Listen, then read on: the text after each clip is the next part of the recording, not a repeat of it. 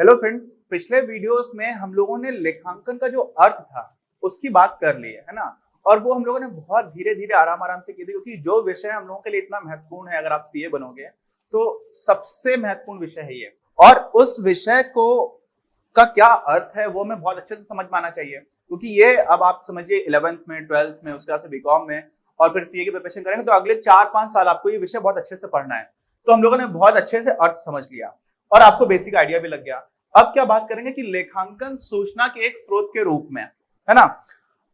मतलब क्या हुआ, लेखांकन में हम लोगों ने देखा था कि लेखांकन की हर एक स्टेप पर, हर प्रक्रिया में, जो भी लेखांकन आप पूरा कर रहे हो उस पूरी प्रक्रिया में हर कदम कदम पर सूचना का निर्माण हो रहा है ना। और वो सूचना का निर्माण हो रहा है किस तरह की सूचना का, जैसे कोई ऐसे उपयोगकर्ता है जो हमारे एक्सटर्नल यूजर्स हैं, हमारे बाह्य उपयोगकर्ता हैं, वो लोग, उनको जिस तरह की सूचना चाहिए है, उन्हें पता करना है कि कंपनी की हालत कैसी चल रही है, ठीक, तो उस तरह की सूचना उनको दे पाना। साथ में इस सूचना के क्या क्या प्रयोग हैं, तो एक तो सबसे पहला होगा कि बाह्य उपयोगकर्ता को आप दे रहे हो, आंतरिक उपयोगकर्ता है आप उनको भी दे रहे हो। ऐसे ही कई बार जो हमारा कंपनी का प्रबंधन है ना, जो मैनेजमेंट है, वो अच्छा परफॉर्म कर पा रहा है या नहीं कर पा रहा है। अच्छा परफॉर्म करने पाने का मतलब क्या है कि कंपनी के पास जो भी संसाधन है उन संसाधनों का अच्छे से संदोहन हो रहा है कि नहीं हो रहा है, उनका अच्छे से यूटिलाइजेशन हो पा रहा है या नहीं हो पा रहा है। तो अगर हमें दिख जाएगा अकाउंटिंग में कि यार कॉस्ट बहुत ज्यादा बढ़ गई है, या कुछ जगह पर हम लोग अच्छे से काम नहीं कर पा रहे हैं, क्यों, क्योंकि कंपनी का प्रॉफिट लगातार कम होता जा रहा है, और मार्केट में हम लोग की जो सेल्स हैं, जो लोग हम लोग बेच पा रहे थे कंपनी, वो सारी चीजें गिरती जा रही हैं। तो ये सारी पिक्चर जो है ना, वो हमें, यही तो सूचना है। तो ये सूचना कहाँ से मिल रही होती है, लेखांकन से मिल रही होती है। तो लेखांकन क्या करता है ना, बहुत सारे अलग अलग तरह के उद्देश्यों की पूर्ति करता है। क्या करता है, उद्देश्यों की पूर्ति करता है। लेखांकन के क्या क्या उद्देश्य होते हैं इसकी बात हम लोग आगे के वीडियोस में करेंगे, लेकिन लेखांकन किस तरह के उद्देश्यों की पूर्ति कर रहा है, जिन जिनको जरूरत है सूचना की उनको दे रहा है, और उसी के साथ साथ जो अंदर बैठने वाले लोग हैं कंपनी के और कंपनी के बाहर, उन सारे लोगों को कंपनी से जुड़ी हुई बहुत सारी जानकारी दे रहा है। अच्छा, तो अब ये बात समझिए कि लेखांकन में प्रत्येक चरण में सूचना उत्पन्न हो रही है, ठीक, यहां तक समझ में आ गया। अब ये सूचना कब हमारे लिए उपयोगी होगी, इस सूचना की कुछ खासियत होनी चाहिए ना, कुछ विशेषताएं होंगी क्या, कि कैसी भी सूचना है वो चलेगा। तो इसमें आ जाती है कुछ विशेषताएं, जिसको हम लोग बोलते हैं इसकी क्वालिटेटिव, है ना। तो गुणात्मक विशेषताएं, क्वालिटेटिव कैरेक्टरिस्टिक्स आती है। तो गुणात्मक विशेषताएं क्या होती हैं, इसकी हम लोग बात करते हैं। आप समझ रहे हैं ना कि हर तरह की सूचना नहीं होनी चाहिए, उसमें कुछ विशेषताएं होंगी, तभी वो सूचना क्या होगी, उपयोगी होगी। ये क्यों जरूरी है, क्योंकि सूचना तो उत्पन्न हो रही है, लेकिन वो सूचना हमारे लिए यूजफुल कब होगी, जब उसकी कुछ विशेषताएं होंगी, उसमें कुछ ऐसी चीजें होंगी जो उस सूचना को हमारे लिए महत्वपूर्ण बना दे रही है, मीनिंगफुल बना दे रही है, उसका कुछ अर्थ निकल करके आ रहा है। तो वो क्या क्या होंगी, और ये गुणात्मक विशेषताएं जो है ना, ये इसका निर्णय कौन लेता है, ये समझिए। कौन ये पता करता है कि ये गुणात्मक विशेषताएं है, ठीक है या नहीं है। तो देखिए, पहले तो विशेषताओं की बात कर लेते हैं, फिर मैं आपको ये समझाऊंगा।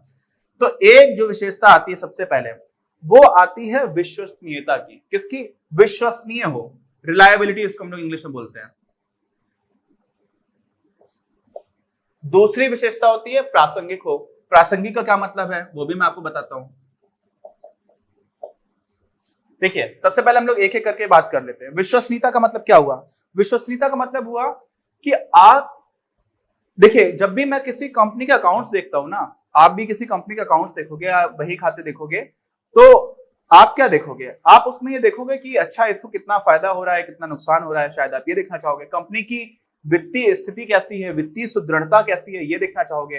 तो जो कुछ भी आप देख रहे हो ना, आपको नहीं पता कि कंपनी में वास्तव में क्या चीज बन रही है ना। अकाउंट्स में आपको सीधे सीधे नहीं दिख रहा है। अगर आप कैश बुक देखोगे तो वहां से थोड़ा आइडिया लग जाएगा, क्योंकि वहां पर हम लोग विवरण भी लिखते हैं, ठीक है, रोकड़ पुस्तिका में। लेकिन वैसे आप समझिए कि आपको वास्तव में उसकी वित्तीय स्थिति कैसी है, उसको लेकर के हम लोग अकाउंट्स का काम करते हैं। बैकग्राउंड में क्या हो रहा है, वो सारी चीजें हमें बहुत अच्छे से नहीं पता, और बहुत बार हमें वो पता करने की जरूरत नहीं है। जैसे मान लीजिए मैं एक इन्वेस्टर हूं, तो मुझे बहुत सारी वास्तव में अंदर क्या क्या काम चल रहा है, बहुत सारी चीजों की जानकारी, किसको हायर किया गया, किसको हायर नहीं किया गया, कौन सा नई माइन, मान लीजिए कोई माइनिंग कंपनी है तो कौन सी ऐसी नई खान है जो उनको मिली है, तो खदान कौन सी मिली। तो इस तरह की बहुत सारी चीजें हैं जो मुझे जानना जरूरी नहीं है।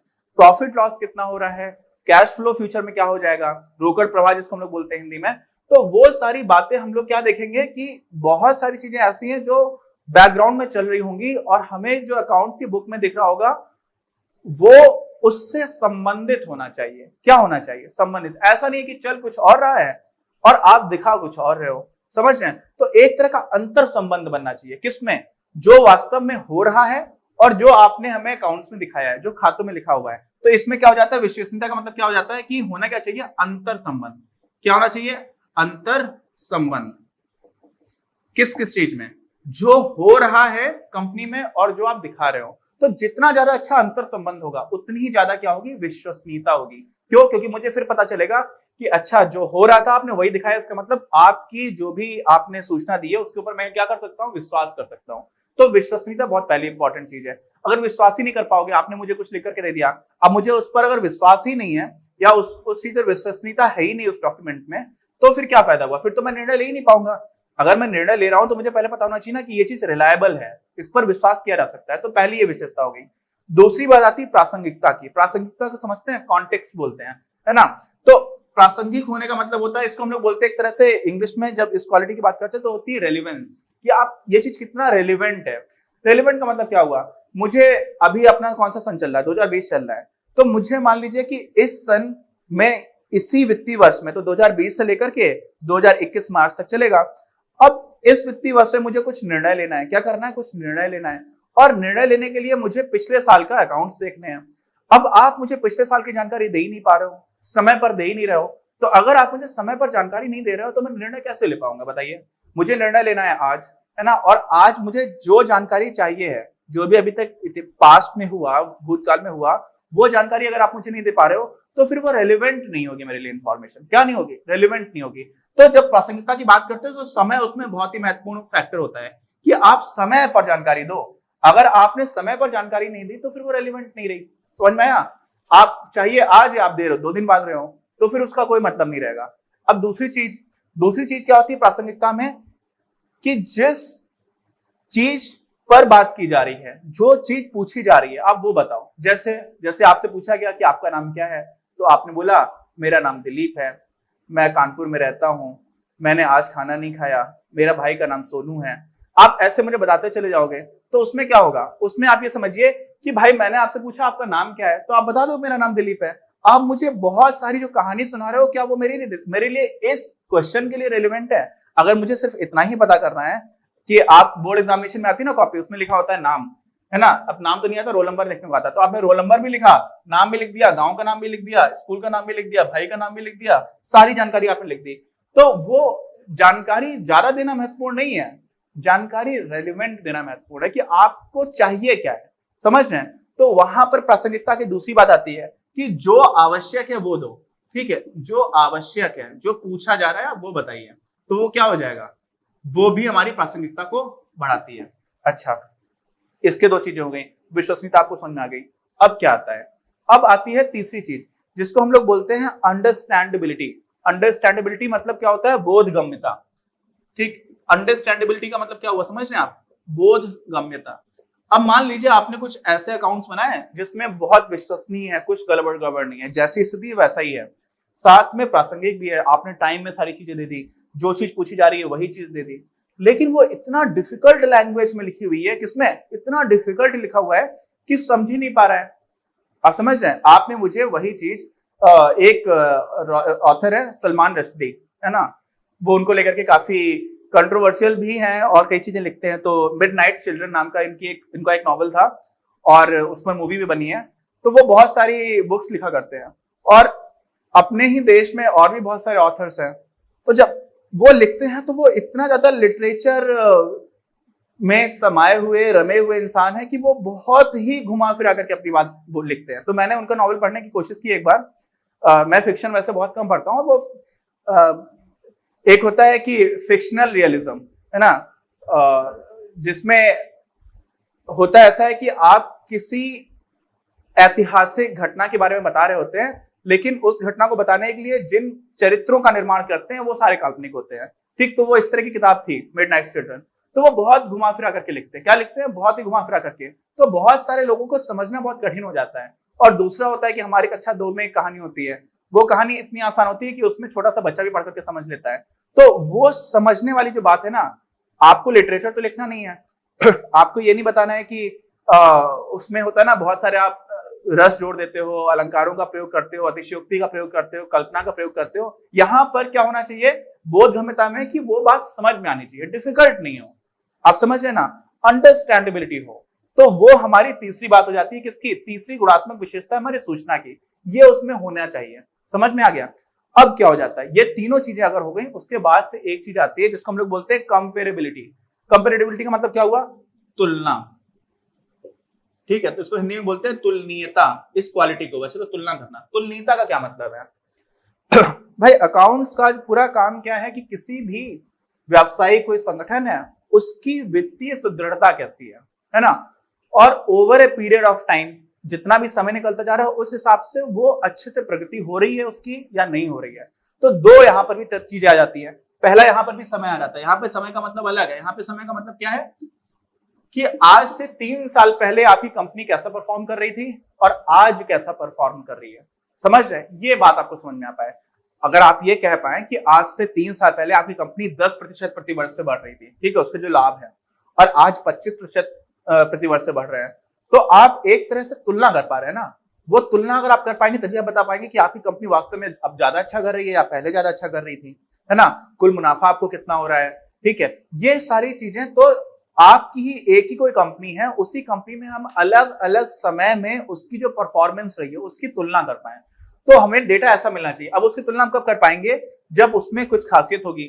जैसे हम लोगों ने पहले अकाउंट्स बनाए हुए हैं उसी तरह से हम बाद में बना रहे हो, तो एक रूपता हो, है ना, उन्हीं पैरामीटर्स को लेकर के बनाई जाए, तो वो जो सारी चीजें जब होंगी तभी हम क्या कर पाएंगे? उसकी तुलना कर पाएंगे। अच्छा, दूसरी चीज क्या है?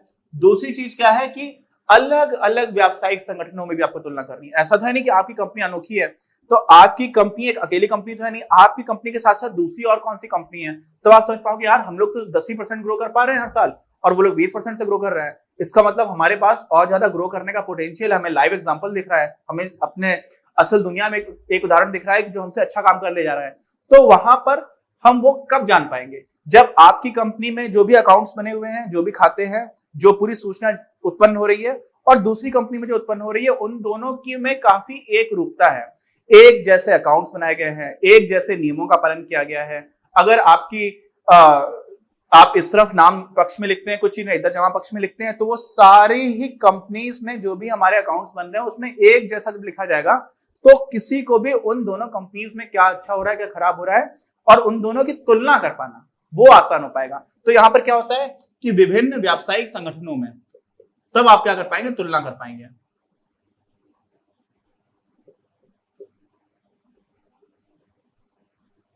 तो देखिए, बहुत जल्दी रिवाइज कराता हूं। लेखांकन है सूचना का एक स्रोत है, बहुत सारे तरह के उसके प्रयोग होते हैं, बहुत सारे यूजर्स होते हैं, बाह्य उपयोग करता है, आंतरिक उपयोग करता है। फिर क्या हुआ? सूचना हर एक चरण में उत्पन्न हो रही होती है, लेकिन उसकी गुणात्मक विशेषताएं होती हैं। क्या क्या होनी चाहिए? विश्वसनीयता होनी चाहिए, उस पर विश्वास किया जा सके, प्रासंगिक होना चाहिए, सही समय पर मिलना चाहिए, जो बात पूछी जा रही है वो बताया जाना चाहिए, बोधगम्यता होना चाहिए। बोधगम्यता का मतलब क्या था कि समझ में आने वाली बात। अब समझ में आने वाले बात का एक और एंगल है कि अकाउंटेंट ने, लेखापाल ने तो अपनी जानकारी बना करके दे दी, अब जिस तरह से उसने जानकारी बना करके दी है आपको उसी कॉन्टेक्स्ट में समझना भी चाहिए। किसको? जो भी हमारा बाह्य उपयोग करता है या आंतरिक उपयोग करता है, जो उपयोग करता है सूचना का, क्योंकि हमें पता है कि जो हमारी सूचना है वो साधन नहीं है, क्या है? साध्य है। हम लोगों ने ये पहले बात की थी, ये साध्य है। तो सूचना अंतिम ऐसा नहीं है हमें कि सूचना प्राप्त करनी थी, सूचना किसी काम के लिए प्राप्त करनी थी, निर्णय लेने के लिए। तो जो भी निर्णय लेने वाला इंसान है ना बोधगम्यता में, उसको उसी हिसाब से समझना चाहिए, उसी नजरिए से समझना चाहिए जिस नजरिए से वो सूचना उत्पन्न की गई है। तो बोधगम्यता में दोनों फैक्टर्स आते हैं, एक तो लिखा ऐसे हो कि समझ में आए, दूसरा जो समझना चाह रहे हैं ना उसको समझाना चाहिए कि किस हिसाब से लिखी गई थी। तो ये हमारा हो जाता है बोधगम्यता का। अच्छा, अब ये चारों चीजें अच्छी हैं या खराब है? कोई सूचना उसकी चारों क्या हो गई? विशेषताएं हो गई। लेकिन अब ये वास्तव में विश्वसनीयता इस अकाउंट की, इस डॉक्यूमेंट की बहुत ज्यादा है या बहुत कम है? इस अकाउंटेंट की, लेखापालों की भी बात होती है ना, प्रासंगिकता कितनी ज्यादा है, ये सारी चीजें कौन डिसाइड करेगा? बताइए, कौन डिसाइड करेगा? सीधी सी बात है, जिसको दी जाएंगी। और ये दी किसको जाती हैं? ये दिए जाते हैं उपयोगकर्ताओं को। किसको दिए जाते हैं? उपयोगकर्ता। और उपयोगकर्ता कैसे कैसे होते हैं? बाह्य भी होते हैं और आंतरिक भी होते हैं, ये हम लोग बात कर चुके हैं। अच्छा, तो आपको ये सारी चीजें समझ में आ गई होंगी। अपनी क्लास का उद्देश्य आप सभी के लिए आप ही की भाषा में गुणवत्तापूर्ण शिक्षा उपलब्ध कराना है। कक्षा 12 तक के सभी प्रमुख विषयों पर हम वीडियोस बना रहे हैं और कुछ विषयों पर वीडियोस आपके अपने चैनल अपनी क्लास की ही अन्य प्लेलिस्ट पर अपलोड भी हो चुके हैं। ज्ञान के प्रकाश से देश को सशक्त बनाने के हमारे इस प्रयास में इस चैनल को सब्सक्राइब करके और लोगों के साथ शेयर करके अपना बहुमूल्य योगदान जरूर दें। पढ़ेगा इंडिया तो बढ़ेगा इंडिया।